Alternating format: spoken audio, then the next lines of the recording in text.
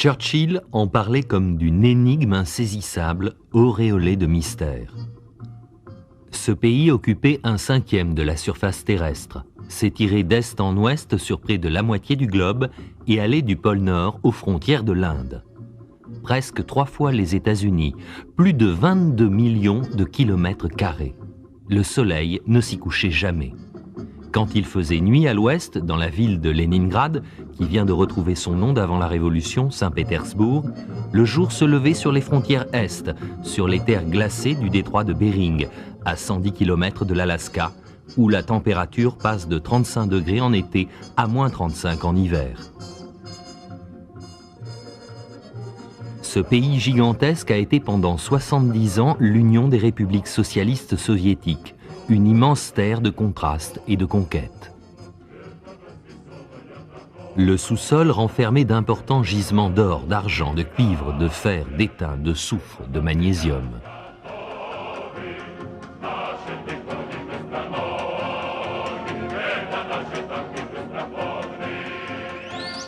Ces forêts couvraient des millions d'hectares et représentaient un quart des réserves de bois de la planète. On trouvait de la houille et une des plus importantes réserves de pétrole du monde.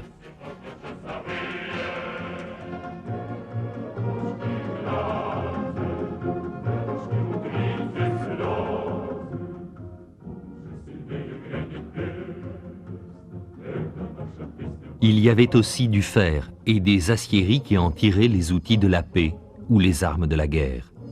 Des complexes sidérurgiques comme celui de Magnitogorsk, le plus grand du monde. Des immenses plaines fertiles, des steppes, les terres de Géorgie et d'Ukraine qui produisaient à foison céréales, fruits, tournesol, coton, et où les machines agricoles modernes récoltaient froment, avoine, seigle, orge, afin de nourrir 250 millions de personnes.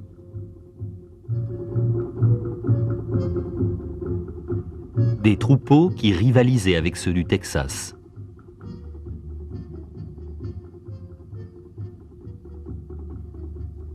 Du raisin, du tabac, du coton cultivés dans les terres ensoleillées du sud et ramassés à la main.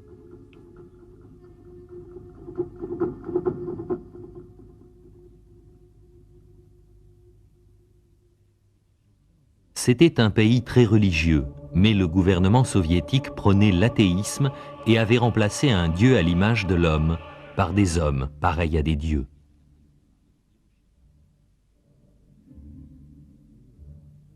On employait parfois à tort le terme de Russie. L'Union soviétique était en réalité un ensemble de nationalités qui parlaient 150 langues différentes, une véritable tour de Babel. Et comme cela a souvent été le cas dans son histoire, ce vaste territoire et cette mosaïque de peuples étaient dirigés par un gouvernement central à la fois sévère et généreux.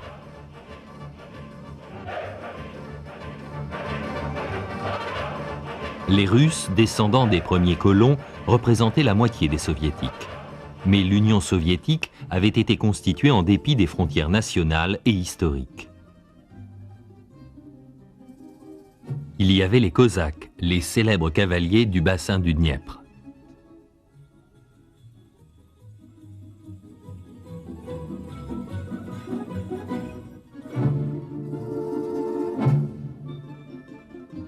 Au sud-ouest, les Ukrainiens, dont les terres étaient auparavant le grenier de l'Union soviétique et qui ont maintenant formé un État autonome.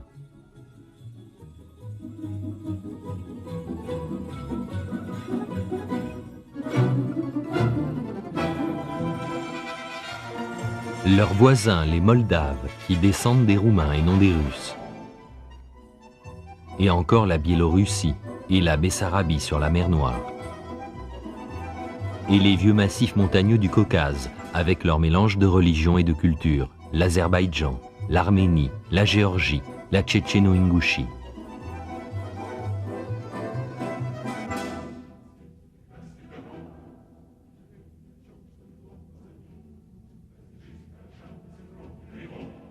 Le grand désert du Turkestan, l'Ouzbékistan, peuplé de musulmans aux frontières du Pakistan et de l'Afghanistan.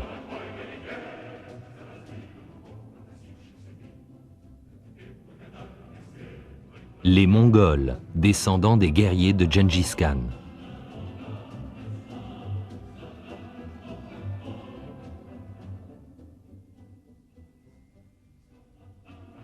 les Turco-Tatars, les Bouriates et les Yakoutes, bien au-delà de l'Oural. Et enfin les peuples du Nord, les chasseurs de Carélie, les Lapons, les Lettons, les Lituaniens, les Estoniens.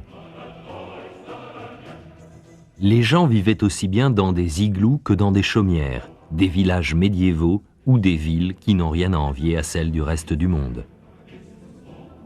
Moscou, par exemple, avec sa forteresse, le Kremlin, siège du pouvoir. Ou Saint-Pétersbourg, avec ses canaux et son ambiance européenne. La diversité culturelle et artistique reflète bien l'histoire complexe de la Russie. Pendant 10 siècles, ces nations et ces peuples se sont unis, séparés, réunis. On attribue au prince Rjurik, venu de Scandinavie, la première union russe en 862. Une union toute relative. Malgré un patriotisme profond, un respect du passé et une grande force spirituelle, la Russie a toujours été un pays composé d'individus. Jeunes mariés, paysans, infirmières, ingénieurs, laveurs de carreaux, vendeuses, femmes au foyer, employés de poste, speakers, hôtesses de l'air, scientifiques, dactylos. L'histoire de la Russie et de l'Union soviétique, c'est une lutte incessante entre la soif de liberté individuelle et le besoin d'une force collective conduite par un pouvoir autoritaire. La Russie a été souvent envahie au cours de son histoire, au sud par les Mongols, à l'ouest par les Goths, les Huns, les Avars, les Bulgares. En 1242, l'ordre des chevaliers teutoniques envahit et occupa la ville de Pskov, au nord. Sous la conduite de leur grand maître, les chevaliers allemands réduisirent en esclavage toute la population de la région, y compris de la capitale Novgorod. En cette heure de péril, le peuple russe se tourna vers son prince.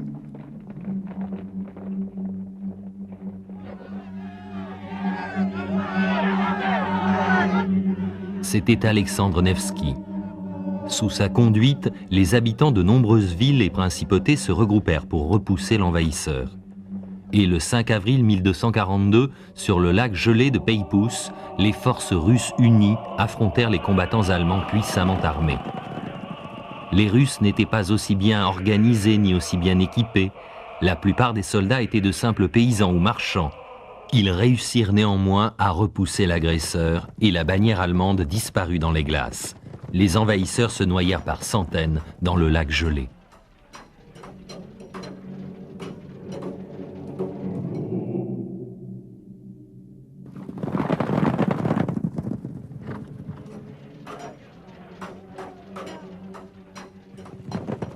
Nevski dit aux Russes, « Celui qui frappe par l'épée périra par l'épée. » Après lui vint le temps des tsars.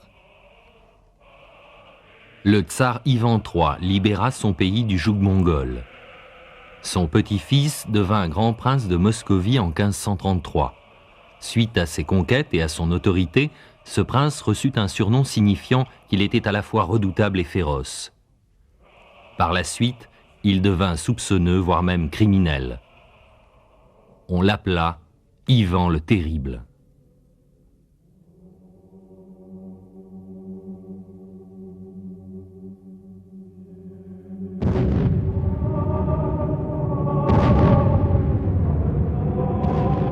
Ivan étendit le pouvoir de la Moscovie aux provinces de Kazan, Astrakhan et à une partie de la Sibérie. Il contourna le pouvoir des boyards, l'élite des princes, pour le confier à des personnalités locales issues des classes populaires. Mais celles-ci abusèrent souvent de leur pouvoir. Ivan faisait confiance à peu de gens. Sa mère avait été empoisonnée quand il était enfant, et la même chose était sans doute arrivée à sa première femme. Il était très autoritaire, mais tenait compte de la Douma, l'Assemblée des représentants locaux. Ce personnage contradictoire s'était autoproclamé tsar de tous les Russes. Pierre le Grand était brillant et violent, fasciné par la beauté et la souffrance. Il mit en déroute l'envahisseur suédois à Poltava et permit la création de la première marine russe moderne. Fasciné par l'Europe, il décida de construire Saint-Pétersbourg. Il en parlait comme d'une fenêtre ouverte sur l'Europe, et engagea des architectes français et italiens qui conçurent une ville dont la beauté et l'élégance surpassent celles de Venise ou d'Amsterdam. Les édifices portent toujours les armoiries de la famille Romanov. La dynastie commença avec Michel Romanov en 1613 et elle comprend Catherine Ier, une domestique que Pierre le Grand avait épousée, qui prouva qu'une femme pouvait diriger la Russie en étant ferme et juste. Catherine II la Grande, d'origine germanique, fut une des impératrices russes les plus respectées. Elle avait confisqué le pouvoir à son mari débile. Elle correspondit avec Voltaire, elle encouragea l'émergence de la littérature russe, mais aggrava le sort des serfs et fit la guerre à la Turquie et à la Pologne. Elle annexa la Crimée, mais les conflits entre le gouvernement russe et la population locale, puis l'intervention de la Turquie, de l'Angleterre et de la France, menèrent à la sanglante guerre de Crimée de 1854. Elle dura 3 ans et fut un désastre pour les troupes russes et leurs vieux fusils à pierre contre les fusils anglais modernes. En 1807, après avoir perdu contre Napoléon la bataille de Friedland, le tsar Alexandre Ier signa un traité de paix sur un radeau amarré à Tilsit. L'empereur français appréciait le tsar et avait même songé à épouser sa sœur pour former une alliance. Mais 5 ans plus tard, Napoléon traversa l'Europe pour conquérir la Russie avec sa grande armée composée de 500 000 hommes. Ils traversèrent tout le continent, mus par la soif de pouvoir inextinguible de l'empereur français.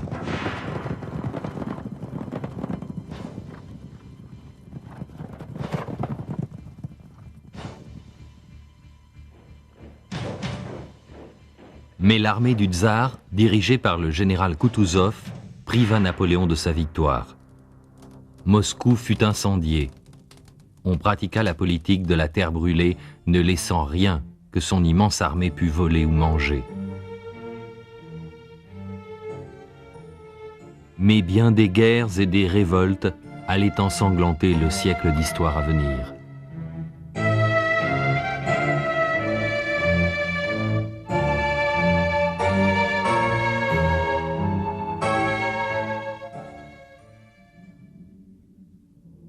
La révolution industrielle du 19e avait atteint la Russie, mais au début du 20e siècle, le pays reposait essentiellement sur l'agriculture. Malgré l'abolition du servage en 1861, sous Alexandre II, les paysans vivaient encore comme au temps d'Ivan le Terrible. Un travail mécanique pratiquement inexistant, une main-d'œuvre bon marché et les propriétaires terriens qui s'enrichissaient.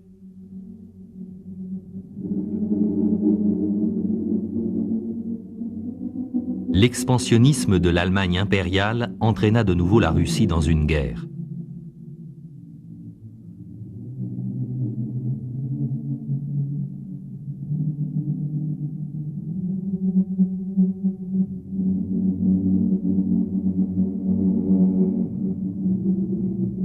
Malgré les liens de famille unissant la reine Victoria, l'empereur allemand et le tsar, leurs relations se détériorèrent. La complexité des traités de défense et l'hostilité historique de la Russie et de l'Allemagne laissaient présager qu'ils se retrouveraient dans des camps opposés.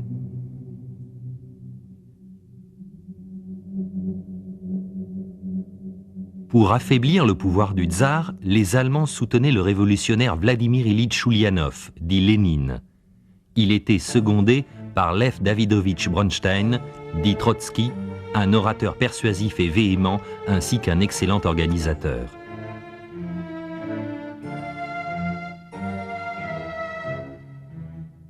La Russie était en état de siège, à l'intérieur comme à l'extérieur, et Lénine avait sa propre interprétation des œuvres de Marx et Engels, et particulièrement du Capital. Selon Marx, dans les pays industriels, la classe ouvrière allait se soulever contre les patrons capitalistes et créer le communisme.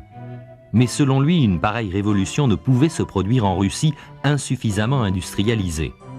Lénine, lui, plaçait ses espoirs de révolution dans la paysannerie. En décembre 1916, un complot de militaires et de nobles décida d'assassiner Raspoutine afin d'affranchir le tsar de son influence et de sauver le trône. Mais cela ne servit à rien. Les grèves spontanées et les manifestations d'opposition continuèrent. Nicolas II abdiqua. En février 1917, Après une révolution peu sanglante, la Douma se réunit et un gouvernement provisoire démocratique fut constitué.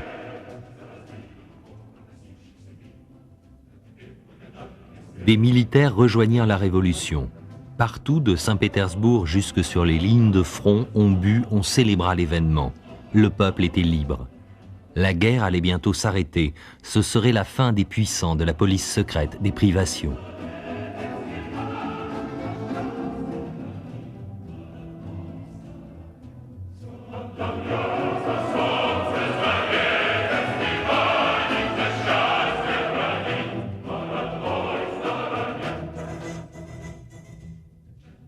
Mais le nouveau gouvernement provisoire était chaotique. Composé de tsaristes, d'anarchistes se méfiant de toute forme de gouvernement, de militaristes partisans d'un État fort, de modérés favorables à une démocratie à l'anglaise, de gauchistes comme les mencheviks qui voulaient donner le pouvoir aux travailleurs. Le parti bolchevique de Lénine appelait à donner tous les pouvoirs aux soviets, de petits groupes radicaux qui suivaient la ligne du parti. Un avocat éloquent, Alexandre Kerensky, prit la tête de ce gouvernement instable et dut faire face à des attaques continuelles. Les bolcheviks interrompaient les réunions, demandant à Kerensky de remettre le pouvoir aux soviets. La tentative de coup d'État d'un général de droite conduisit Kerensky à relâcher plusieurs centaines de bolcheviks emprisonnés. C'était une erreur. Mus par les promesses de Lénine, la paix et le pain, les bolcheviks, sous la direction de Trotsky, s'emparèrent du palais d'hiver et Lénine prit le pouvoir.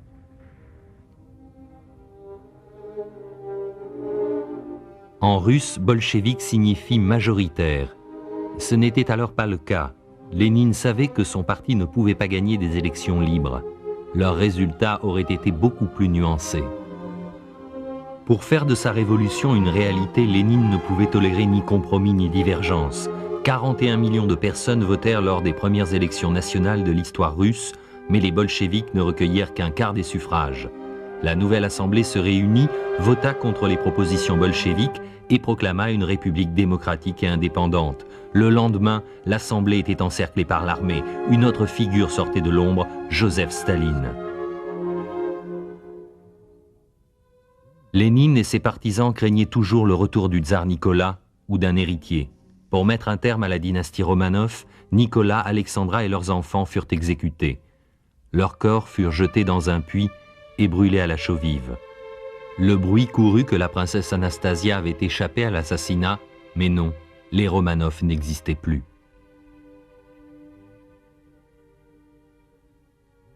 La mort continuait à frapper massivement sur le front.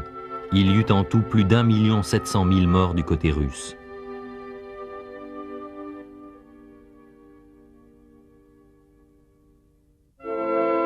Le gouvernement allemand avait soutenu Lénine, lui fournissant de l'argent pour ses brochures, ses affiches, ses journaux. Ses opposants ont souvent déclaré qu'il était à la solde de Wilhelmstrasse, mais Lénine était simplement pragmatique. Il acceptait l'argent de l'ennemi, quitte à lui tourner le dos quand il n'en aurait plus besoin.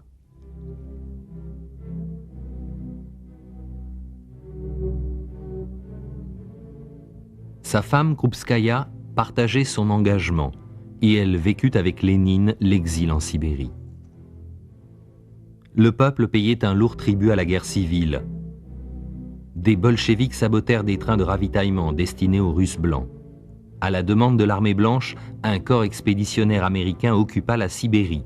Le gouvernement soviétique n'allait jamais oublier cette invasion américaine, même si aucun coup de feu n'avait été tiré.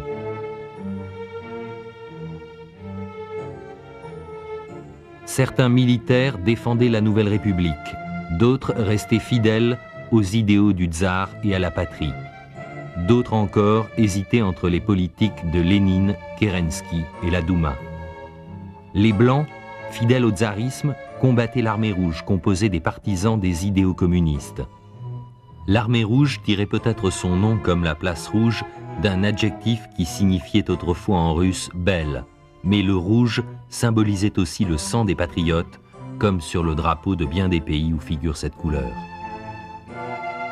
Usant de manœuvres, Lénine rassembla suffisamment d'ouvriers, d'intellectuels et de militaires pour le soutenir dans sa course au pouvoir. L'homme chauve à la barbiche devint le symbole de la liberté et de l'utopie à venir. La guerre continuait. Les soldats russes reculaient ou rentraient tout simplement chez eux.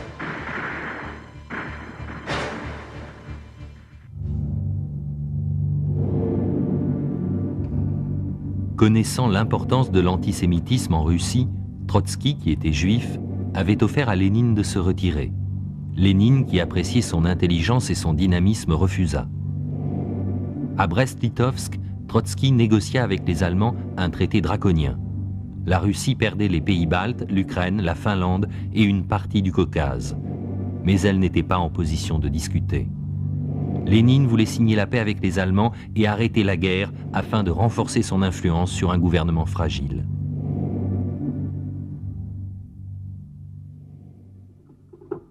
Les gauchistes voulaient étendre la révolution à l'Europe pour éliminer l'influence capitaliste. Les partisans de la droite étaient prêts à se battre jusqu'au dernier contre une armée allemande honnie. Les modérés demandaient une paix digne et une république dans laquelle tous les peuples seraient représentés. Moscou devint capitale, mettant une distance entre Saint-Pétersbourg, la tsariste, et les rêves d'avenir socialiste. En 1922, une hémorragie cérébrale écarta Lénine du pouvoir, mais pas du devant de la scène. Des affiches où figuraient les héros de la Révolution jouaient le rôle de nouvelles icônes. Lénine y était le plus représenté. Pendant 74 ans, on verrait ses portraits partout, jusque sur les paquets de cigarettes. Un temps, Trotsky fut lui aussi adulé, jusqu'à ce qu'on décide de le supprimer. Les pays voisins de la Russie devinrent des États socialistes et fin 1922, ces républiques furent réunies dans l'Union des républiques socialistes soviétiques. Nationalistes, modérés et même gens de gauche étaient désormais ses ennemis. Félix Dzerzhinsky devint chef des organes de sécurité. La Tchéka fut créée, une police secrète dont la brutalité dépassait même celle de l'Okhrana du tsar. La prison, les chaînes, les exécutions, l'exil en Sibérie que le tsar avait fait subir à Lénine étaient des peines et une peur courante. La Tchéka devint ensuite le GPU, puis le NKVD, le MVD et enfin le KGB. Contrairement à ce qu'affirmait la propagande, Lénine se méfiait de Staline et jusqu'à sa mort en 1924, il exprima dans sa correspondance sa crainte que Staline n'abusât de son pouvoir s'il prenait les rênes du nouvel État. Mais Staline était un grand manipulateur, et alors que le pays pleurait ses morts, lui rassemblait ses fidèles pour éliminer ses rivaux.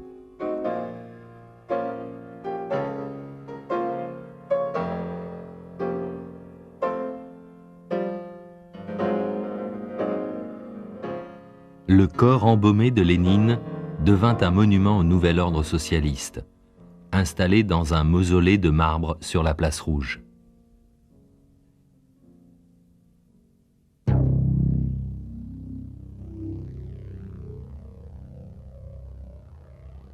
Trotsky était en désaccord avec Staline, son ministre Molotov et le chef de la police secrète Beria.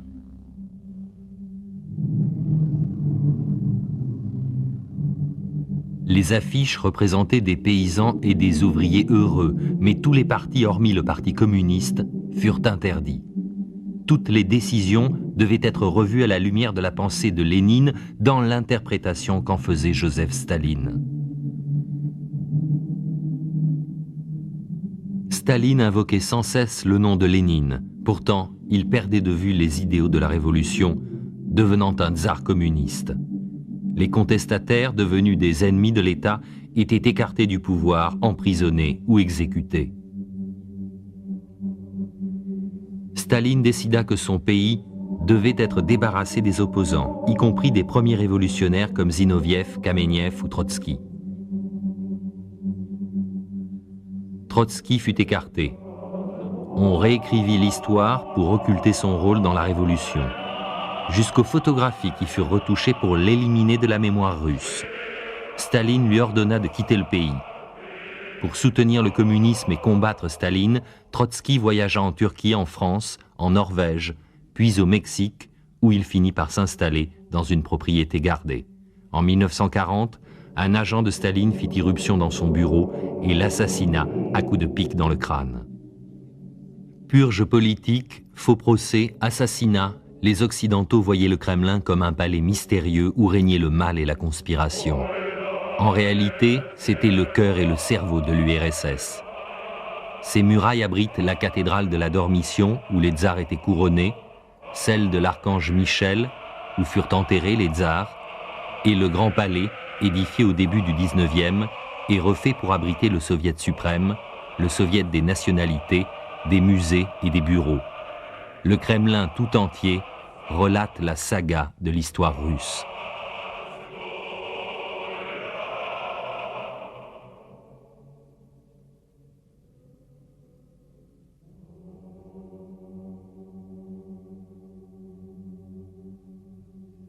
Les palais tsaristes furent conservés pour rappeler la folie dépensière des tsars, mais aussi comme un objet de fierté. L'écrivain Maxime Gorky disait « Cette beauté témoigne de la grandeur de l'âme humaine. C'est notre histoire, notre fierté, le sol dans lequel s'enracinera notre nouvel art national. »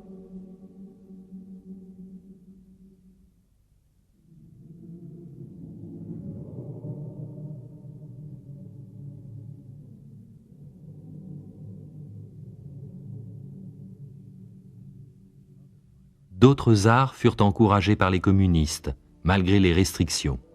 Serge Diaghilev fonda le ballet moderne en 1901. Des œuvres de Tchaïkovski comme La Belle au bois dormant, Casse-Noisette et Le Lac des Cygnes furent interprétées par les ballets russes et le ballet de Moscou. La tradition fut poursuivie avec le ballet de Moscou qui donna des stars internationales comme Rudolf Nureyev et Mikhaïl Baryshnikov. Le compositeur Igor Stravinsky révolutionna la musique avec le Sacre du printemps.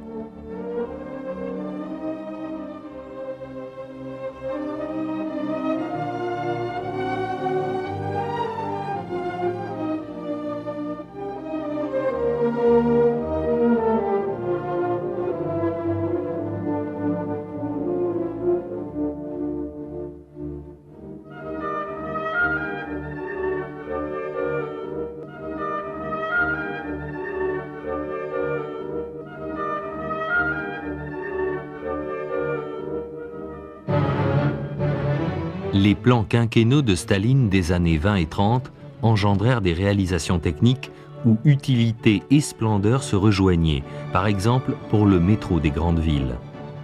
Loin d'être purement utilitaires comme à New York ou à Londres, les stations de métro russes ressemblent souvent à des musées vivants, avec leurs peintures, leurs sculptures et leur architecture soignée. Cette réussite technique et esthétique fut un véritable coup de maître pour le ministre des Transports, Nikita Khrouchtchev.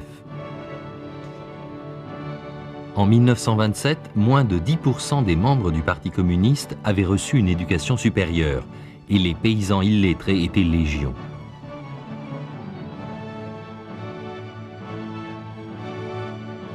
L'école fut déclarée obligatoire.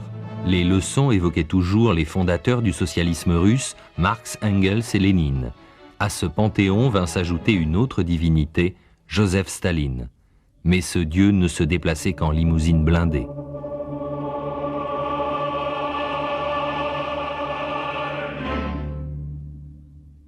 En 1928, Staline lança l'industrialisation du pays. Un plan quinquennal assigna des normes irréalisables, mais qui stimulèrent une population épuisée par la guerre.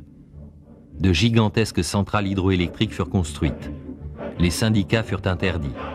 On ordonna aux ouvriers d'augmenter leur production de 100%.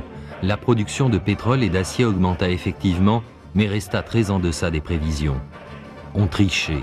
La production réelle restait identique ou baissait, mais sur le papier, les normes étaient atteintes.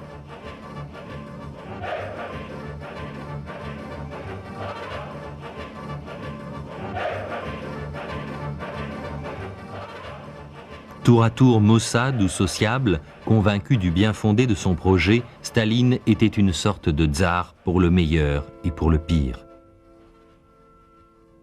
Basé à Moscou, le Comintern, l'internationale communiste, essayait de disséminer la révolution dans le monde entier. Il faut dire que le désespoir engendré par la crise de 29 rendait le communisme très attirant pour tous ceux dont la vie avait été brisée par la faillite du capitalisme. Dans les années 30, des centaines de milliers de personnes adhérèrent au Parti communiste américain. Mais dès que certaines réformes furent adoptées, comme celle de l'aide sociale, le nombre d'adhérents chuta. Dans les années 50, il ne comptait plus que quelques irréductibles.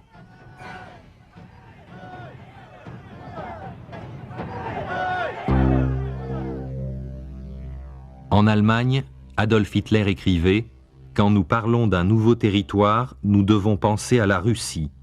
Le destin lui-même nous montre la voie. » Hitler joua sur la fierté allemande pour provoquer la guerre, une revanche à l'humiliation de 1918, et appliqua le nazisme, un régime dictatorial fondé sur la fierté nationale, l'antisémitisme et bien sûr l'anticommunisme. L'URSS adhéra à la Société des Nations dans l'espoir d'éviter la guerre. Mais alors que certains pays réclamaient l'usage de la force pour stopper l'agression, l'Allemagne, l'Italie et le Japon quittaient la Société des Nations pour régler les conflits à leur façon par la guerre.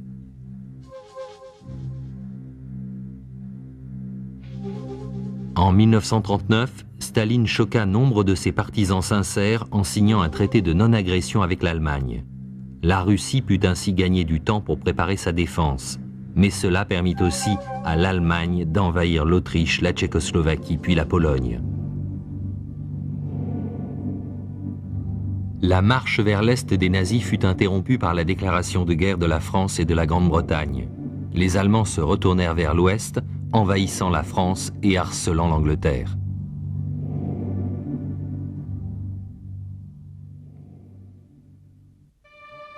L'état-major d'Hitler se servait de la peur du communisme pour faire sa propagande. L'idée socialiste d'égalité était quelque chose qu'Hitler ne pouvait supporter et encore moins tolérer en Allemagne. C'était contraire à sa croyance en une race supérieure.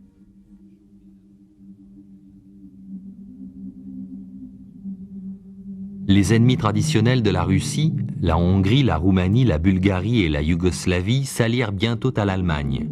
Le gouvernement réactionnaire hongrois, dirigé par l'amiral Horthy, la Roumanie, gouvernée par le jeune prince Michel, mais secrètement manipulée par le pro-allemand Antonescu, et la Bulgarie, où régnait le roi Boris, qui partageait les idéaux du national-socialisme, tous se soumirent aux nazis. Quand les peuples de ces pays se soulevèrent, leurs dirigeants invitèrent rapidement les Allemands à venir rétablir l'ordre.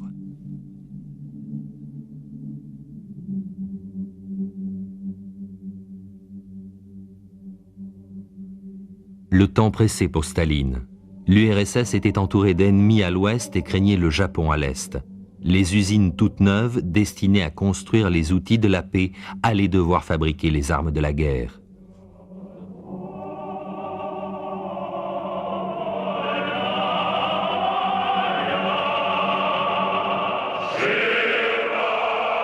Dans toute l'URSS, on mobilisa des hommes pour servir dans l'armée rouge.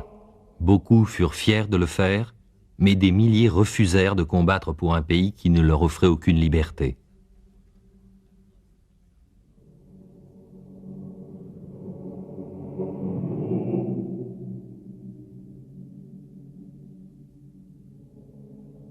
Le front nazi s'étendait de la mer Noire à la Finlande et à la côte de la Baltique.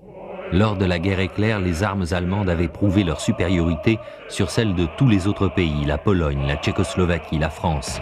La machine nazie semblait impossible à arrêter.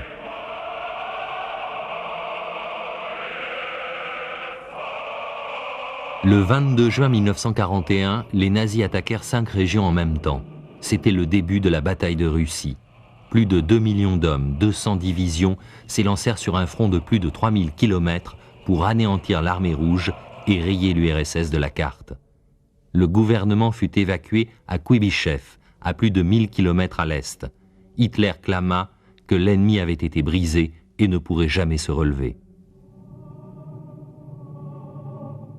Les nazis avancèrent, occupant 800 000 km² du territoire russe, l'équivalent de la taille du Middle West.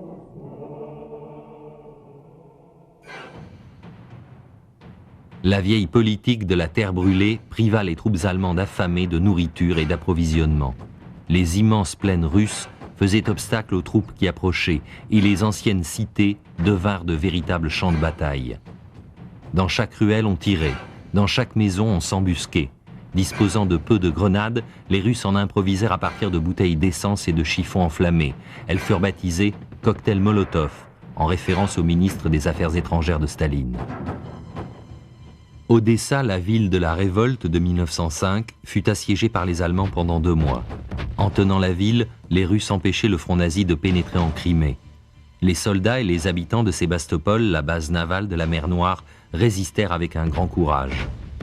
Il y eut 8 mois de bombardements, de pilonnage et de tirs, et de nombreuses victimes. Mais l'armée rouge s'accrochait à son port. Rue après rue, maison après maison, l'armée nazie et l'armée communiste se battaient pour leur pays et leur propre vie.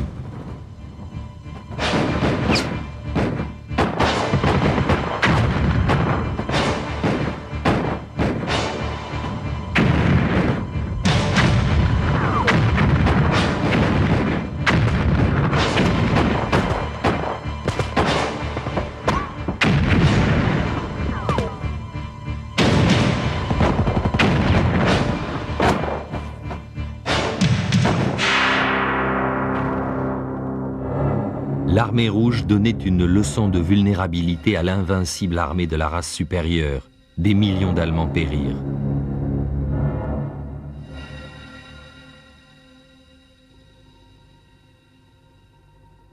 L'assaut continuait. Malgré la censure du Kremlin, les soviétiques savaient que la situation était désespérée.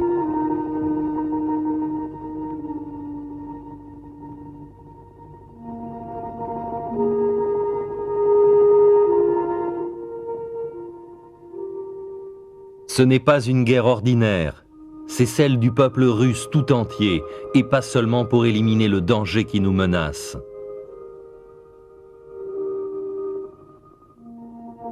La propagande familière des affiches avait pris un ton nouveau. Elle prônait la haine de l'envahisseur, appelée à la résistance. L'égalité des sexes était désormais une réalité. Dans ce pays patriarcal, les femmes combattaient et mouraient aux côtés des hommes pour défendre la mère patrie.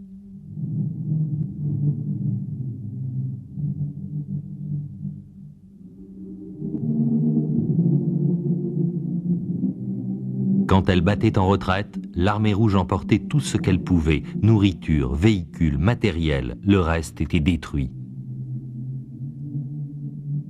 La grande centrale hydroélectrique d'Ukraine, fierté de Staline, fournissait beaucoup d'énergie, ce qui aurait pu faciliter la conquête nazie. On choisit de la détruire plutôt que de l'abandonner aux Allemands.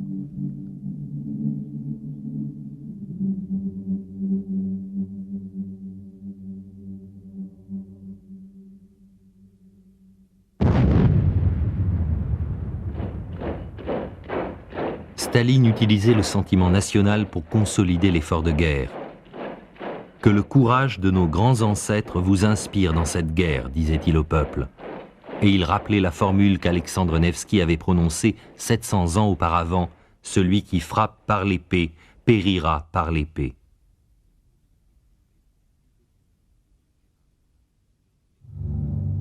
Le rude hiver russe fut à nouveau un obstacle à l'envahisseur.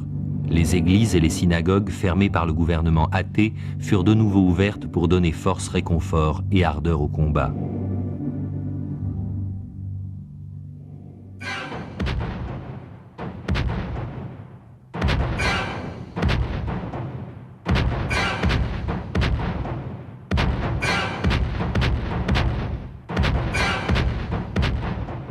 Les civils devinrent de véritables guérilleros, sabotant les camps nazis, détruisant les voies ferrées, montant des embuscades. Mais il y avait plus d'1 million de déserteurs. En effet, les nazis avaient promis l'indépendance à des républiques comme la Lettonie, l'Estonie, la Lituanie, l'Arménie, le Turkestan. Et des milliers de gens avaient préféré la promesse nazie à la dictature communiste. Après la guerre, ils furent emprisonnés, déportés, ou exécutés pour collaboration ou trahison.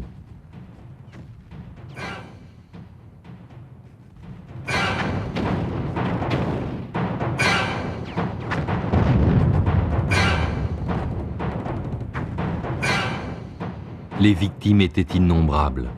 Toute une génération d'hommes fut anéantie pendant cette guerre, le second conflit mondial en moins de 25 ans. À nouveau, il arrivait aux survivants d'envier les morts.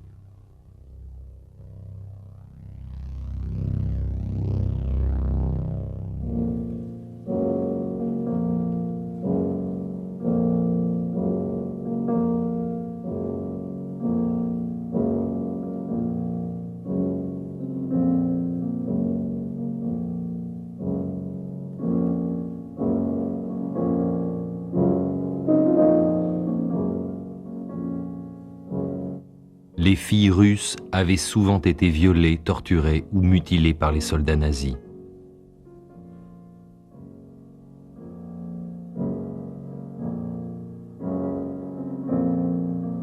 La réaction des Russes fut violente. Les collaborateurs furent capturés et pendus. Et pour certains, cette vengeance restait encore trop douce.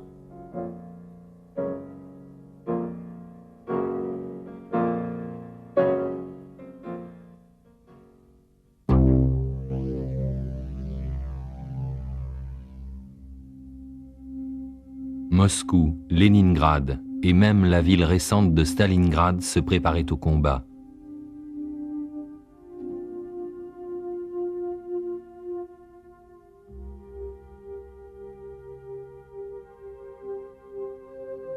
Les enfants participaient eux aussi.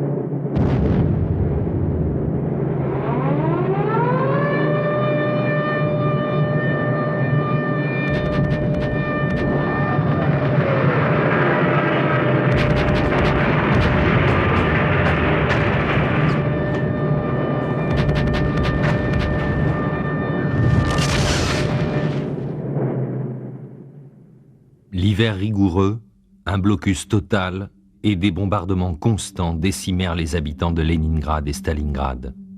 Les gens mouraient de froid dans les rues ou se terraient dans leurs chambres gelées. Enfin, une voie de ravitaillement fut ouverte et le siège fut rompu. La vie recommença dans les villes encerclées.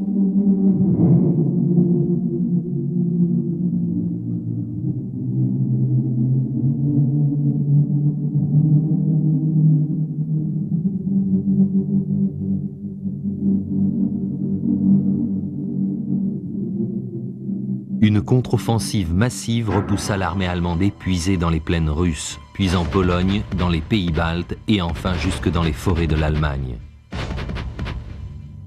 Lors de la conférence de Yalta, Roosevelt et Churchill laissèrent à Staline les pays baltes pour qu'il joue le rôle de tampon en cas d'agression. Staline s'engagea à autoriser des élections libres dans les territoires occupés et à entrer en guerre contre le Japon. Les forces alliées prirent et occupèrent Berlin, laissant à l'armée rouge le temps de savourer son triomphe et de se venger. Les prisonniers allemands furent contraints de défiler dans les villes russes sous les huées de la foule.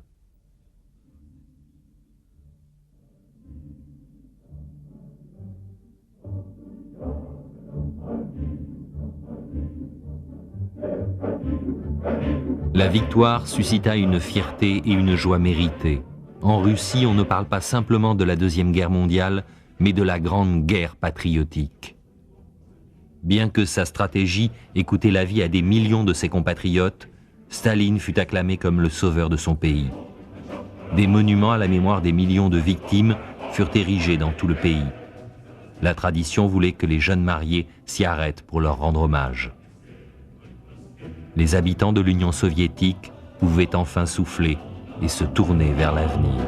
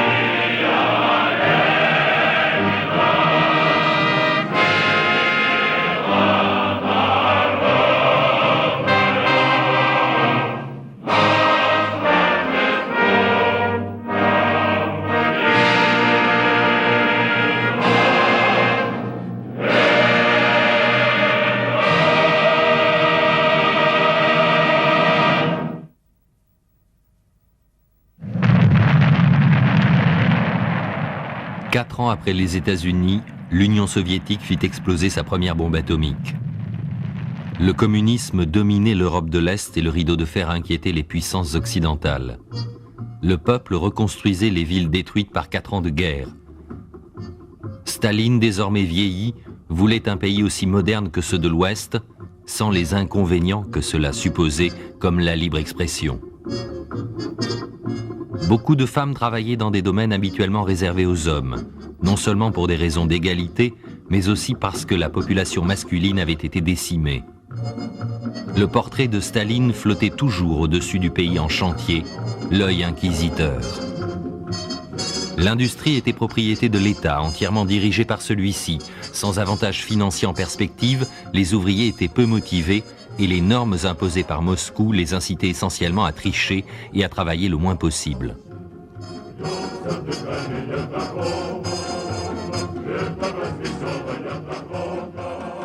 Pour que les étudiants ne perdent pas le contact avec la classe ouvrière, ils devaient en plus travailler en usine ou dans les kolkhozes. Ils y apprenaient le plus souvent à s'enivrer dès le matin. La consommation de vodka était ahurissante, en moyenne une 15aine de litres par an et par personne. L'alcool était responsable des 2/3 des accidents de la route. Le niveau de vie augmentait. Les portraits de Lénine étaient encore omniprésents, comme pour rappeler à quel point la vie s'était améliorée depuis les tsars. Mais la nouvelle génération avait soif de biens matériels. On les trouvait parfois au GUM, le plus grand magasin du monde qui était censé vendre de tout, des bonbons aux chaussures en passant par les articles de sport et les oignons. Mais les boutiques et les galeries n'étaient pas chauffées et les files d'attente étaient longues.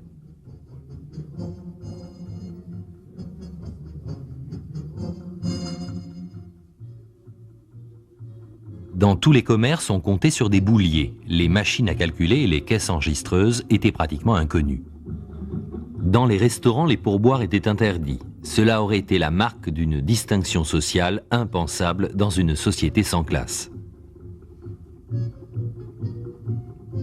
Sous Staline, l'armée était une des rares exceptions à la pauvreté. Une carrière militaire signifiait toujours un meilleur logement, un meilleur salaire et des chances d'avancement inexistantes dans le civil.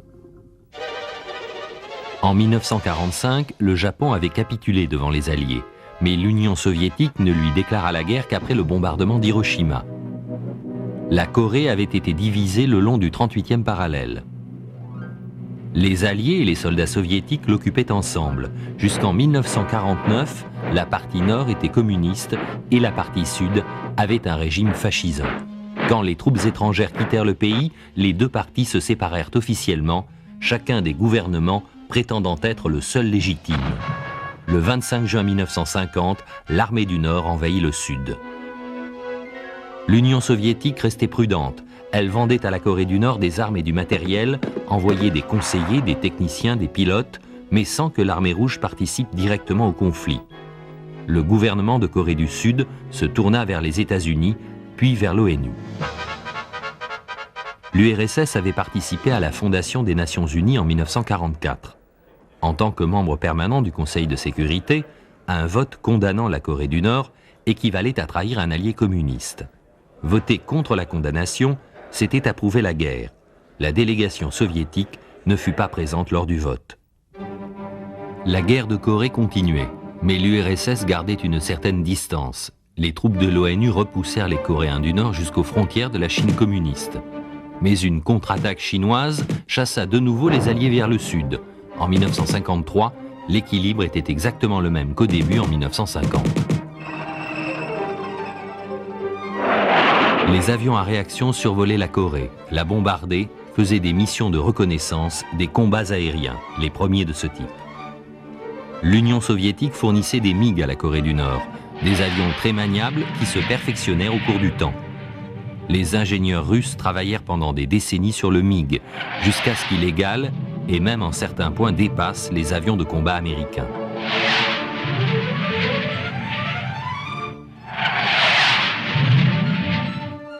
Staline mourut en 1953. Son corps fut placé à côté de celui de Lénine.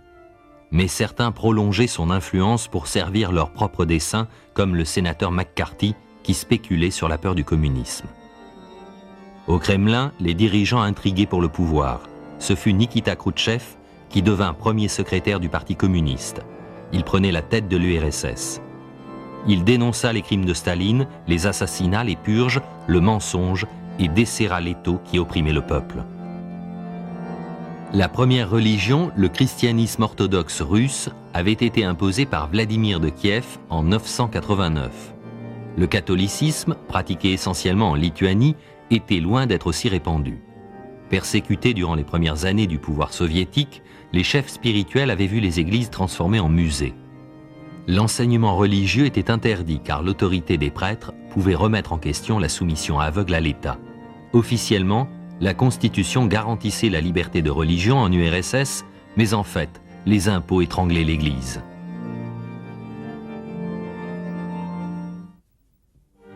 La Chine de Mao modela son État sur le modèle léniniste. Allié de l'URSS au début des années 50, Mao considéra les réformes de Khrouchtchev comme une trahison du léninisme. En 1958, Mao condamna l'URSS, l'accusant d'être contre-révolutionnaire. Mais celle-ci n'avait pas renoncé à son influence sur les pays voisins. En juin 1956, des manifestations en Pologne furent réprimées avec l'aide des troupes soviétiques. Khrouchtchev se rendit à Varsovie pour trouver un compromis pacifique.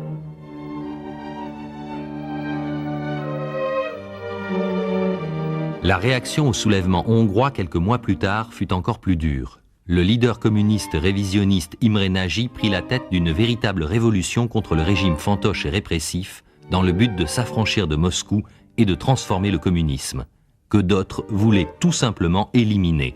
Les dirigeants du Kremlin décidèrent de maintenir la paix par la force. La répression du peuple hongrois suscita partout l'indignation, jusqu'en Union soviétique. Il y eut des grèves, des protestations, et le parti vit chuter son nombre d'adhérents comme jamais depuis la Deuxième Guerre mondiale. Mais les Hongrois ne purent résister à l'armée rouge. Le même scénario se reproduisit 12 ans plus tard en Tchécoslovaquie, quand les troupes soviétiques renversèrent le gouvernement communiste modéré de Dubček. Dans les écoles soviétiques, tout était justifié de façon idéologique. L'armée rouge était le libérateur et combattait les forces du mal capitaliste. Dans les études, l'accent était mis sur les disciplines scientifiques. L'éducation était gratuite, mais la compétition difficile. Les étudiants qui rataient leurs examens se retrouvaient à des postes bien loin de leurs espérances et de leurs rêves. Ils cherchaient donc à être les meilleurs. Les ouvrages occidentaux étaient essentiellement techniques, tout ce qui avait un contenu politique était censuré ou interdit. Deux grands journaux, La Pravda, c'est-à-dire la vérité, et les Izvestia, les nouvelles. Les Russes disaient en plaisantant « Il n'y a pas de nouvelles dans la vérité et pas de vérité dans les nouvelles ». Mais les journaux clandestins abordaient des thèmes interdits dans la presse officielle. La soif de savoir triomphait même de la censure. L'université de Moscou, le plus grand établissement d'enseignement du monde, produisit une génération de penseurs inventifs.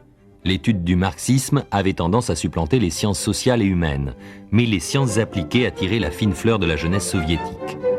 Sous Staline, les scientifiques devaient prouver que toutes les grandes inventions avaient été faites par des Russes. Ce délire cessa avec Khrouchtchev.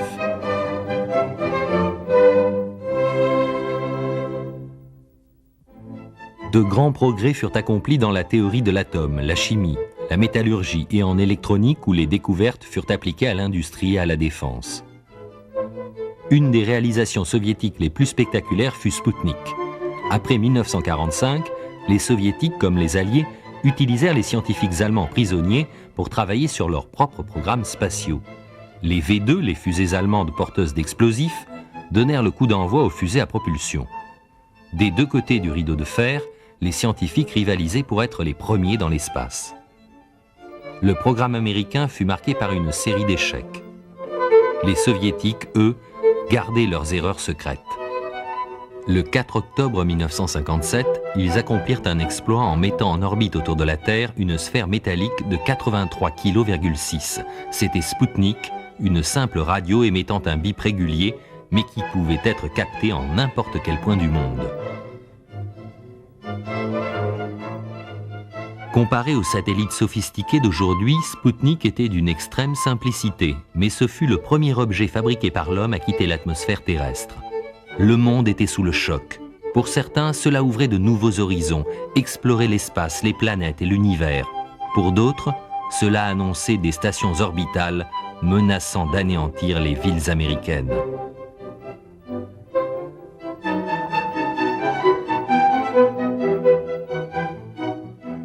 Le 3 novembre, l'URSS continuait avec Spoutnik 2 et Laïka, l'un des chiens envoyés dans l'espace. Les scientifiques mesuraient les modifications de son rythme cardiaque et de sa respiration pour mettre au point les premiers vols spatiaux habités.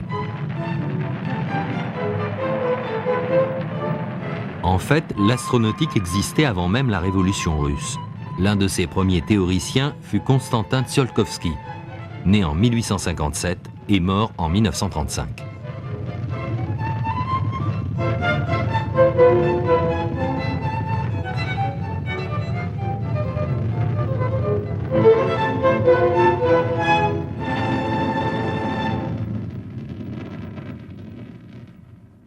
En 1958, Fidel Castro prit la tête de la révolution de Cuba pour abattre un dictateur de droite corrompu, Batista. L'île était dirigée par de riches propriétaires terriens et des compagnies américaines. La capitale, La Havane, était le paradis du jeu de la prostitution. Le dictateur et la mafia se partageaient les bénéfices. Chacun se réjouit de l'éviction du tyran. Mais comme pour la révolution russe, la liberté fut de courte durée. Castro imposait sa loi. Des centaines de personnes accusées de soutenir Batista furent emprisonnées ou exécutées. Castro devint l'allié socialiste de l'URSS. Cuba était un protectorat de l'Union soviétique qui lui surpayait le sucre et le tabac afin de compenser l'embargo américain. Aux Nations Unies, Castro se plaignit que la CIA essayait de le renverser et avait mis sur écoute sa chambre d'hôtel à New York. Personne ne le crut. Mais plus tard, à l'ONU, Khrouchtchev déclara que le communisme était plus humain que le capitalisme, que la lutte entre les intérêts financiers et le peuple finirait par lui donner raison. Ce faisant, il prononça la phrase « Nous vous enterrerons », qui fut perçue comme une menace. Cuba ne se trouvant qu'à 180 km des côtes américaines, la guerre semblait toute proche. Les pacifistes du monde entier étaient souvent accusés par la CIA ou le FBI d'être manipulés à leur insu par le KGB. Juste avant la conférence de Paris, entre Khrouchtchev et Eisenhower en 1960, un avion espion U-2 fut abattu au-dessus du territoire soviétique. Le gouvernement américain nia. Le Kremlin suivait les élections présidentielles américaines de 1960 avec intérêt. John Kennedy était réputé comme quelqu'un de pragmatique, réfléchi et peut-être même facile à manipuler. Il était moins conservateur que son adversaire Richard Nixon. Mais soviétiques et américains ignoraient que celui-ci préparait une invasion de Cuba avec le concours de la CIA qui coordonnait les troupes américaines et les exilés hostiles à Castro. L'Union soviétique préparait elle aussi une surprise, mais nettement plus pacifique.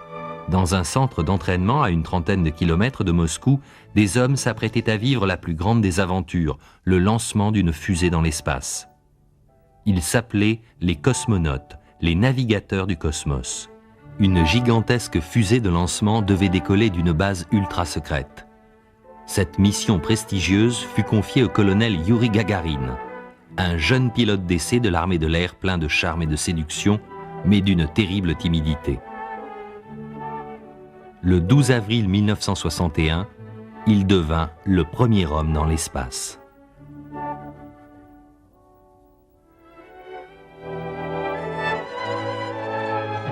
Gagarine était un pur produit de l'Union soviétique, né le 9 mars 1934 dans un kolkhoze près de Smolensk, à l'ouest de Moscou.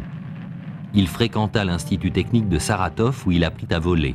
Brillamment diplômé de l'Académie de l'armée de l'air soviétique en 1955, il fut bientôt volontaire pour les vols spatiaux.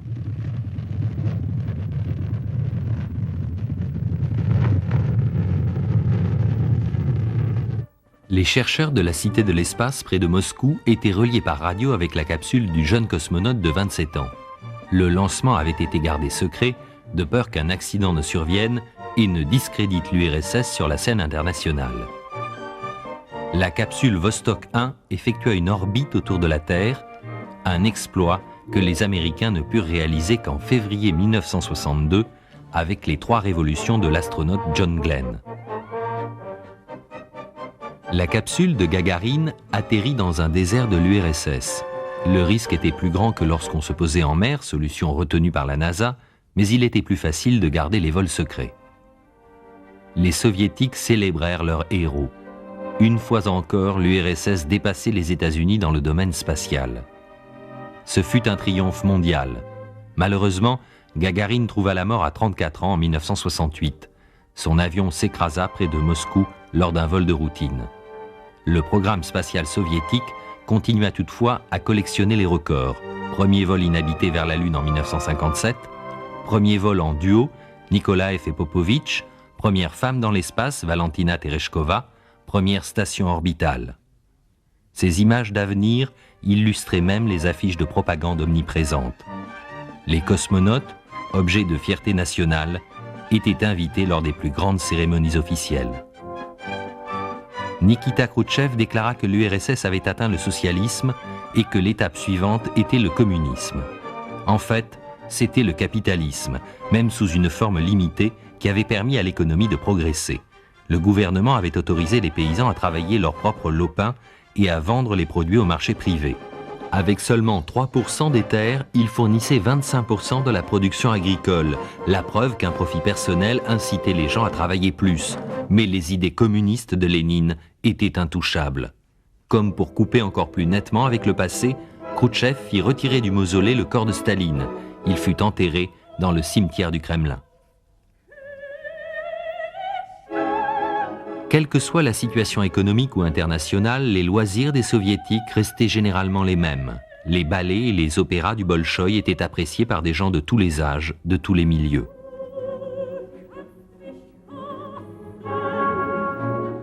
D'autres pans de la culture populaire étaient marqués par la propagande. Les films d'espions mettaient en scène de beaux et loyaux agents du KGB combattant les forces ennemies de l'impérialisme occidental, un James Bond à la russe.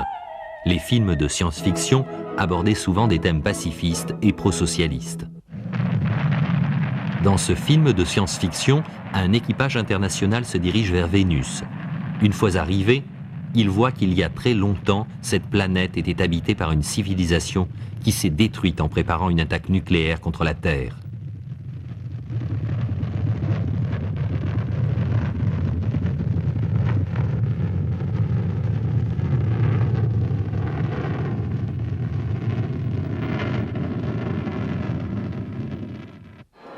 Le football, l'athlétisme, l'haltérophilie et la santé physique avaient une grande importance pour les Russes.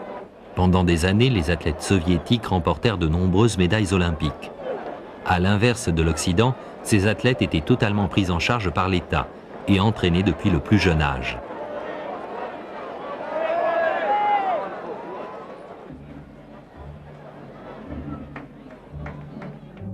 Le cirque de Moscou fut toujours populaire en URSS et dans le monde entier, faisant des tournées dans toutes les grandes villes, sur tous les continents.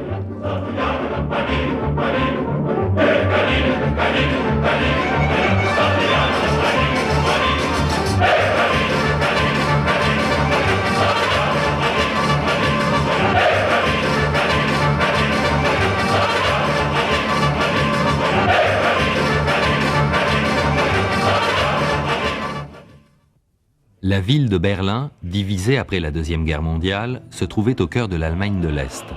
Le blocus communiste fut brisé par un pont aérien des Alliés en 1949. Des émeutes furent réprimées par les chars soviétiques en 1953. Mais la main-d'œuvre de Berlin-Est fuyait vers la zone libre. Pour arrêter cette hémorragie, le régime communiste érigea un mur de briques, protégé par des fils de fer barbelés et des mines. Khrouchtchev visita en personne Berlin et sembla approuver la construction. Le mur, avec ses chiens et ses miradors, devint un symbole de l'oppression des États communistes.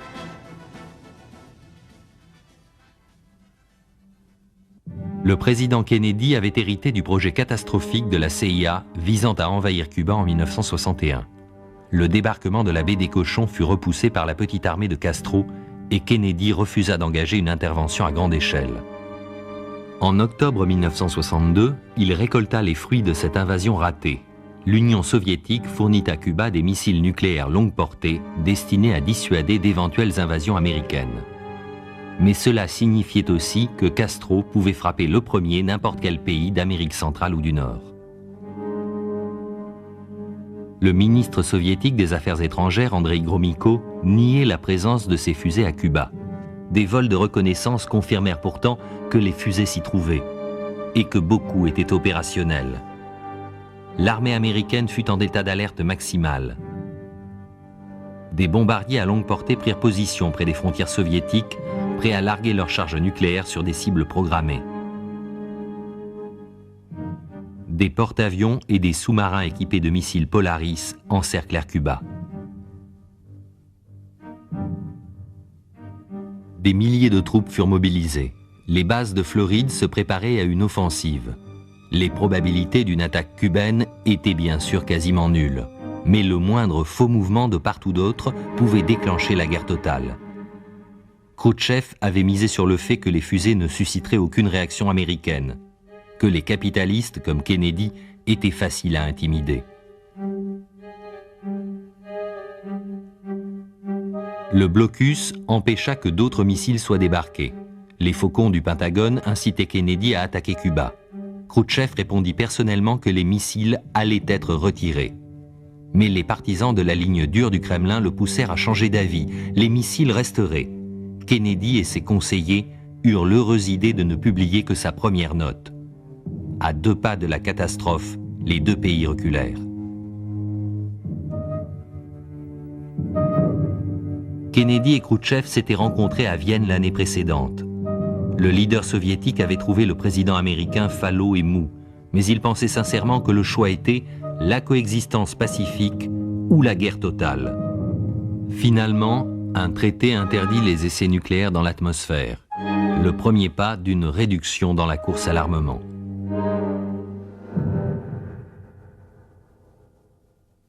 L'URSS et les États-Unis encouragèrent tous deux le développement du nucléaire civil. L'énergie produite par les centrales fournissait de l'électricité à de plus en plus de villes sur le vaste territoire soviétique.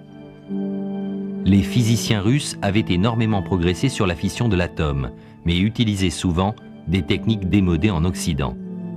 Depuis qu'on soupçonnait les scientifiques soviétiques d'utiliser la technologie nucléaire pour fabriquer des armes, les progrès réalisés sur les centrales américaines étaient gardés secrets. Les 2 camps protégeaient jalousement leurs découvertes et leurs échecs.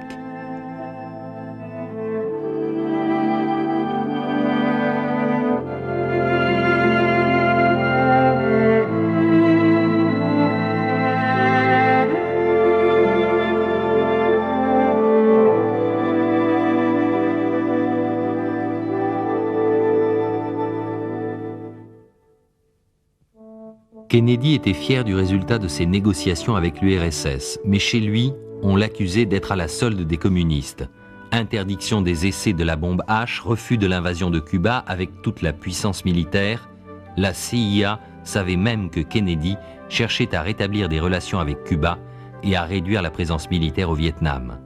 Kennedy fut assassiné à Dallas en novembre 1963.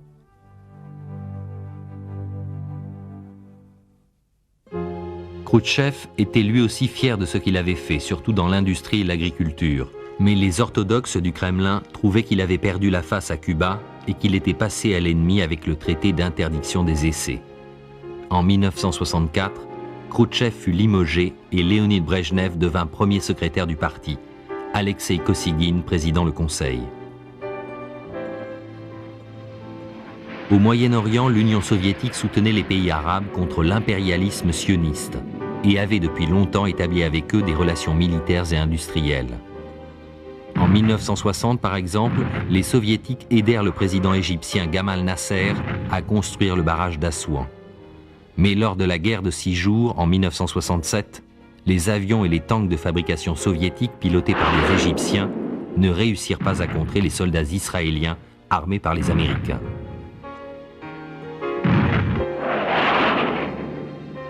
Et au Vietnam, la guerre du capitalisme et du communisme continuait. L'URSS fournissait du matériel à l'armée de libération du Vietnam du Nord, dirigée par le leader communiste Ho Chi Minh. Les États-Unis, comme souvent, finirent par soutenir une dictature militaire fasciste au Sud, tout aussi nuisible que le régime communiste. La grande différence, c'était que les soldats américains mouraient par milliers sur le champ de bataille. La Chine communiste entra en scène, ce qui crispa ses relations déjà tendues avec l'URSS. Prudente, celle-ci n'envoya pas de troupes.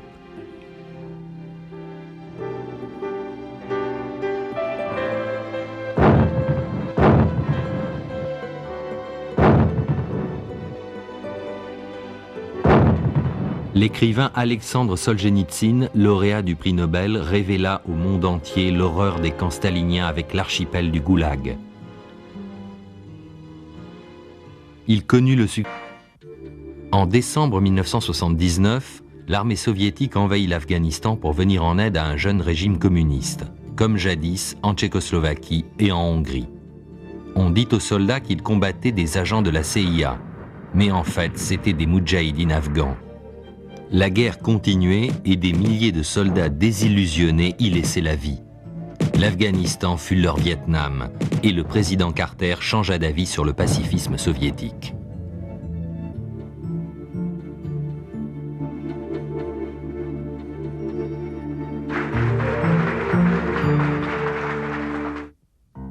Mais il y avait encore une possibilité de paix et de coopération. Américains et soviétiques élaborèrent un programme conjoint dans la stratosphère. Le 17 juillet 1975, une capsule soviétique Soyouz s'arrima à la station américaine Apollo. Les 3 astronautes serrèrent la main des 2 cosmonautes et pendant 2 jours, l'équipage international mena conjointement des expériences scientifiques et astronomiques.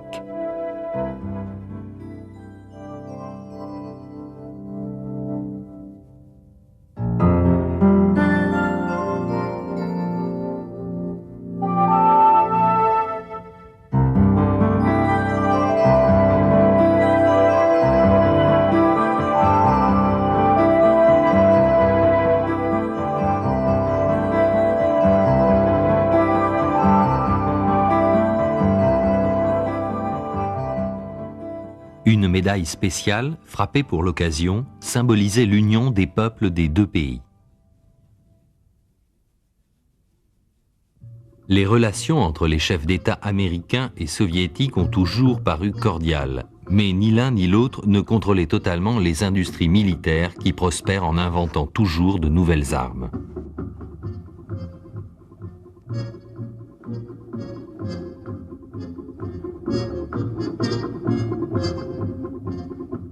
Mikhaïl Gorbatchev entra en scène. Secrétaire général du Parti communiste, il savait que son pays avait besoin de réformes profondes. Sa femme Raïssa et lui devinrent connus dans le monde entier. Il réduisit le budget de la défense, ce qui déplut aux militaires. Et il lança une politique de transparence, la glasnost. La censure avait pratiquement disparu. Boris Eltsine, un bon vivant qui ne mâchait pas ses mots, accompagna Gorbatchev lors de sa montée au pouvoir. Celui-ci rencontra Ronald Reagan à Genève en 1985. Sous l'influence conjuguée du leader soviétique et de sa femme Nancy, Reagan révisa ses préjugés sur l'URSS.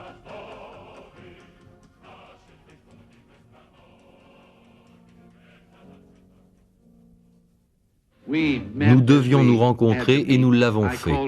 J'aspirais à un nouveau départ et nous l'avons réalisé. Je ne peux pas affirmer que nous étions d'accord sur des points idéologiques ou des objectifs nationaux fondamentaux, mais nous nous sommes mieux compris et c'est là une clé pour la paix. Je peux dire que le monde est devenu plus sûr. Gorbatchev était reconnu mondialement comme un instigateur de la paix, mais l'envolée des prix et la rareté des denrées de base montèrent l'opinion publique de son pays contre lui. Eltsine prit ses distances et quitta le parti.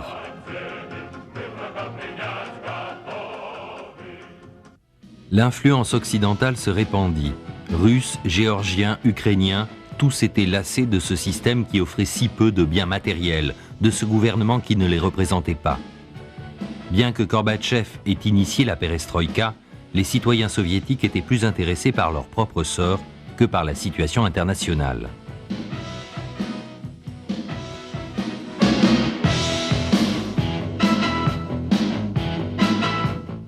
Le capitalisme relevait la tête, le commerce fleurissait à tous les coins de rue.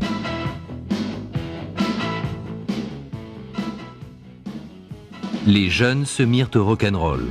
Comme leurs homologues occidentaux, les rockers russes chantaient l'amour, la mort et la révolte. La musique, les films, les livres et la télé montrant la vie occidentale effacèrent nombre de différences existant entre les jeunes de la Russie et ceux de l'Ouest. Les salles de billard et les planches à roulettes firent leur apparition. Et les étudiants avouaient aux étrangers qu'après leurs examens, ils s'empressaient d'oublier tout ce qu'ils avaient appris sur Lénine. Jadis, le gouvernement central avait tenté d'effacer toutes les cultures nationales. Mais l'Arménie, la Géorgie, les pays baltes et les républiques d'Asie centrale s'accrochaient à leurs traditions. Et aujourd'hui, les boîtes de nuit proposaient des adaptations d'un folklore séculaire.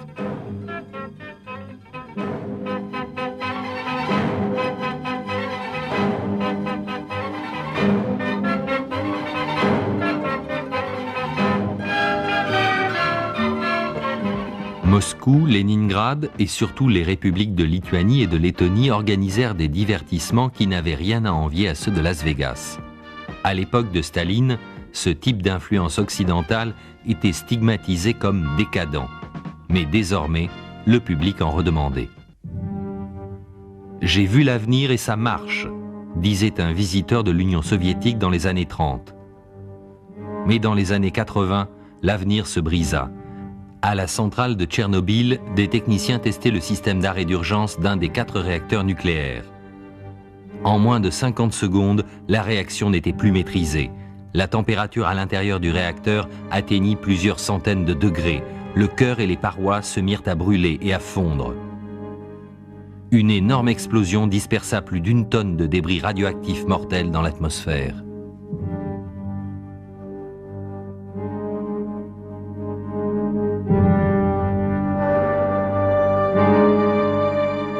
Parmi les décombres du réacteur, la matière en fusion continuait à brûler et à siffler implacablement.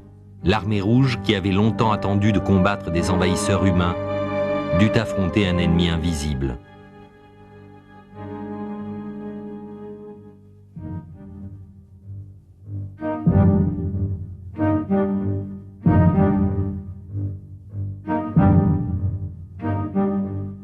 Pour éviter que le sol et la nappe phréatique ne soient contaminés par les radiations, des ouvriers du métro construisirent un soubassement en ciment sous le réacteur.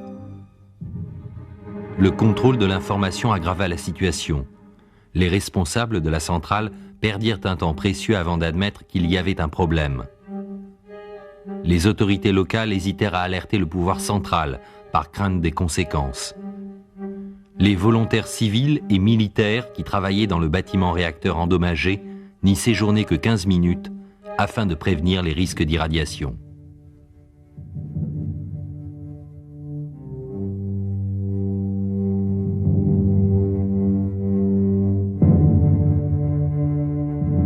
Les autorités locales tentèrent de minimiser le danger. La population concernée ne fut alertée que plusieurs heures plus tard, bien après que des tonnes de déchets radioactifs se furent échappés. Même prévenus, les gens avaient du mal à y croire. Le gouvernement leur avait assuré que la centrale ne présentait aucun danger. Équipements, personnel furent longuement douchés pour éliminer les poussières radioactives. Les forêts proches furent volontairement incendiées. Les arbres avaient absorbé une telle quantité de radioactivité qu'ils étaient dangereux. Des montagnes de terre radioactive furent retirées sur les lieux de la catastrophe, noyées dans du béton et évacuées.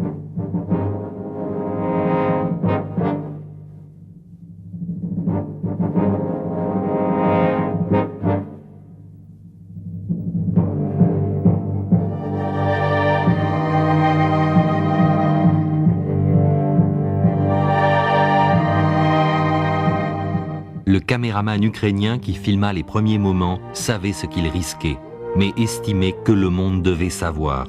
Contaminé, il mourut un an plus tard.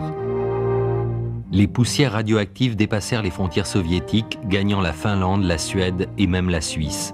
En Pologne, on fit prendre de l'iode aux enfants pour prévenir les cancers de la thyroïde. Dans le Grand Nord, la faune et la flore furent irradiées. Vivant de l'élevage des rennes, les lapons ne purent plus utiliser leur peau ni consommer leur viande. Tchernobyl, comme Three Mile Island, relançait la question de la sécurité nucléaire. Le jeu en valait-il la chandelle? Les 50 centrales soviétiques ne fournissaient que 12% de l'énergie du pays. Plusieurs responsables de Tchernobyl furent démis de leurs fonctions et poursuivis en justice. L'un d'eux se suicida un an jour pour jour après la catastrophe. Le réacteur fut enfermé dans un énorme sarcophage de béton.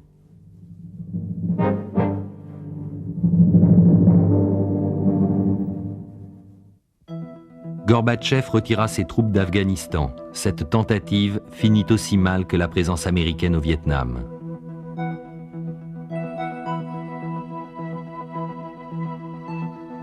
Gorbatchev continuait à courtiser les États-Unis. Il était terriblement populaire quand il se rendit à New York. Mais sa volonté de réduire la course à l'armement fut contrariée par le projet démesuré de Ronald Reagan qui mettait en œuvre une nouvelle génération d'armes très coûteuses dans l'espace. C'était l'initiative de défense stratégique ou la guerre des étoiles. Ce bouclier théorique, au coût faramineux, était censé intercepter les missiles et promettait de relancer la course à l'armement nucléaire.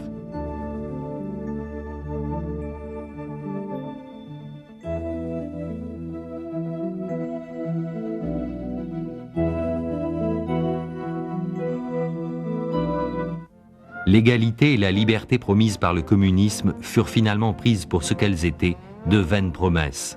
Pressé par le temps, Gorbatchev encouragea les entrepreneurs à s'inspirer du modèle occidental, la propriété privée plutôt qu'une industrie dirigée par l'État. Mais Gorbatchev croyait encore au communisme. Si le parti était réformé, la bureaucratie éliminée, si les États-Unis et l'URSS s'accordaient pour rejeter la menace imaginaire de guerre totale, le système communiste pouvait fonctionner. Mais ces changements prendraient du temps. Pour être sûr de disposer du temps nécessaire et de l'influence suffisante sur l'immense bureaucratie, il nomma alors des conservateurs de l'époque brejnevienne à des postes importants, des gens qui croyaient encore au système de Lénine.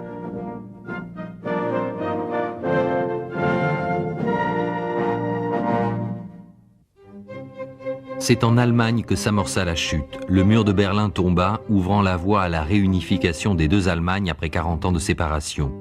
Puis les peuples de l'Union soviétique demandèrent à choisir librement leur destinée. Au Kremlin, les dirigeants de toute tendance hésitaient. Un changement trop grand et trop rapide engendrerait le chaos. De trop petits remaniements déclencheraient une révolte générale.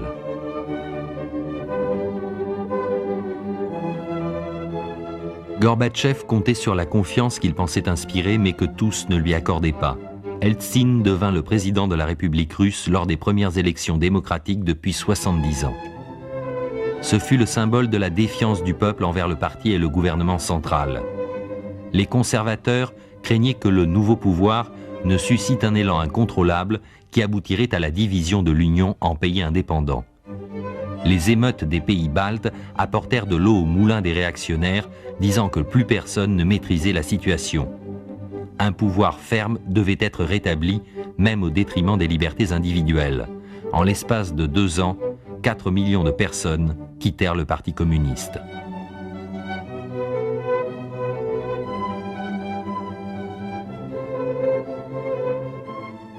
Gorbatchev accepta de réorganiser l'Union soviétique et d'accorder plus d'indépendance aux républiques, de leur donner une plus grande autonomie vis-à-vis du pouvoir central. Certains membres du Soviet suprême le prirent comme une trahison. Le week-end précédant la signature du nouveau traité de l'Union, Gorbatchev fut fait prisonnier dans sa résidence de Crimée. Les présentateurs de la télévision soviétique déclarèrent alors que le vice-président, Gennady Yanaev, assumait la charge du gouvernement. Selon la version officielle, Gorbatchev était souffrant, mais le mensonge était évident, c'était un coup d'État fait par des hommes prêts à tout. Baklanov, premier vice-président du Conseil de défense, Kryotchkov, président du KGB, Pavlov, Premier ministre, Pougot, ministre de l'Intérieur, et Yazov, ministre de la Défense. L'armée entra dans Moscou.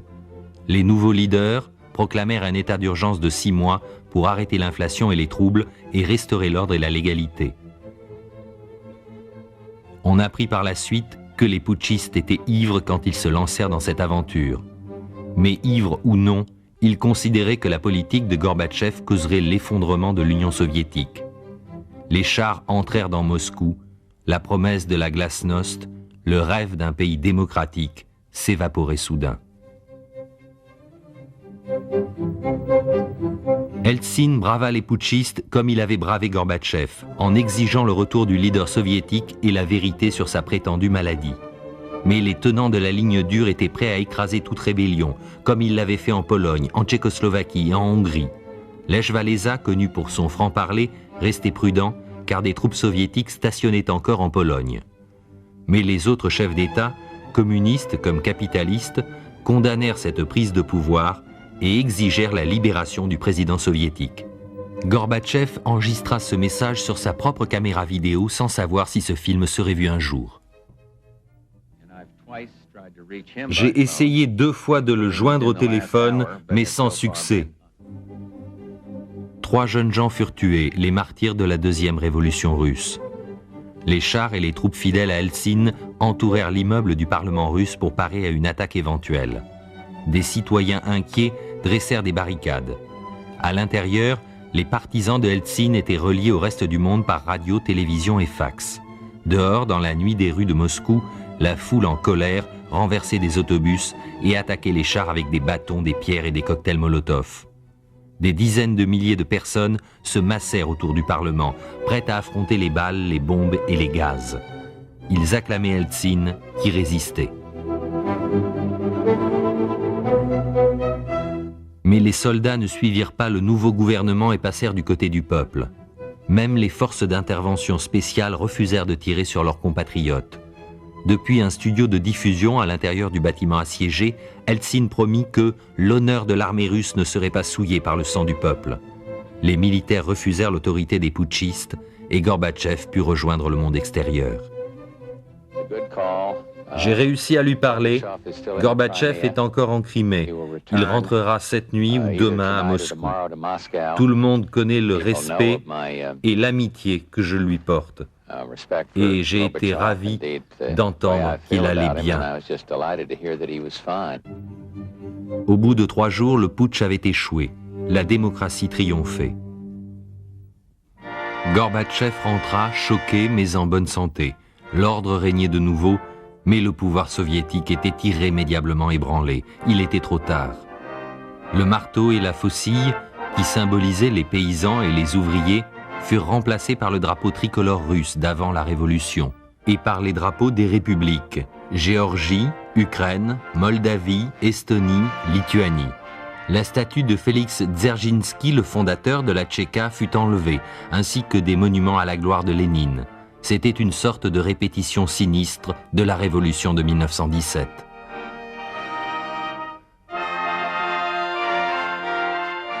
Gorbatchev lui-même quitta le Parti communiste, mais avertit que tout changement brutal serait fatal au pays. Eltsine forma néanmoins une communauté d'États indépendants. La dernière décision de l'État soviétique fut de s'auto-dissoudre. Le 25 décembre 1991, Mikhaïl Gorbatchev démissionna. C'était le dernier président de l'Union des républiques socialistes soviétiques. Les problèmes d'alimentation demeurent. L'ouverture soudaine du marché a fait fortement chuter la valeur du rouble et l'avenir suscite de graves inquiétudes. Mais après 70 ans de communisme et 1000 ans de totalitarisme, le peuple se dirige vers un avenir incertain mais plein de promesses. Les paroles de Gogol s'appliquent à ce nouveau pays aussi bien qu'à la Russie de 1840. Et Russie, ne voles-tu pas comme une ardente troïka qu'on ne saurait distancer? Tu passes avec fracas dans un nuage de poussière, laissant tout derrière toi. Russie, où cours-tu? L'air bouleversé s'agite et devient vent. Tout ce qui se trouve sur terre est dépassé et avec un regard d'envie. Les autres nations s'écartent pour te livrer passage.